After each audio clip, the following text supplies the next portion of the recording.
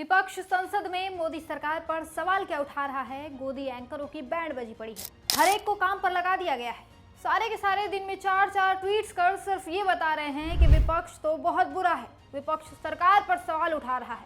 विपक्ष ने ये गलती कर दी, विपक्ष ने ऐसा कर दिया, इतना नुकसान कर दिया, वगैरह वगैरह। सबसे ज्यादा ट्वीट्स कर रही हैं भक्तों की दीदी रूबिका लियाकत।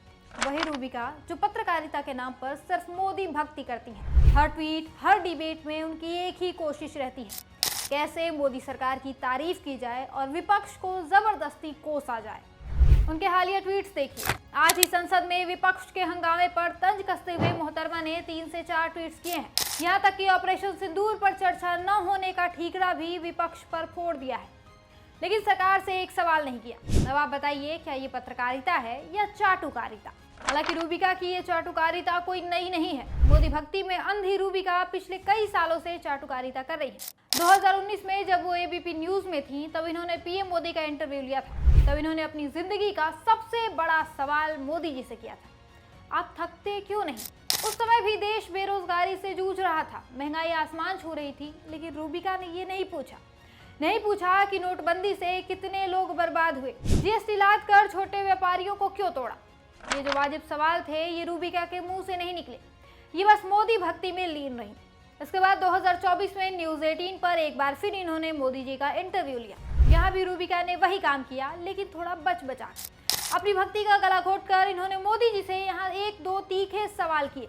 हालांकि बाद में दीदी के अंदर का भक्त जाग गया और इन्होंने वापस से चाटुकारिता शुरू कर दी। याद दिला दे कि इस इंटरव्यू में रूबिका ने मोदी जी से पूछा था कि आपने मुसलमानों को घुसपैठिए क्यों कहा, जिसके जवाब में मोदी ने कहा, मैंने तो ऐसा कहा ही नहीं। अपने आका का ये जवाब सुन रूबिका चुप हो गई।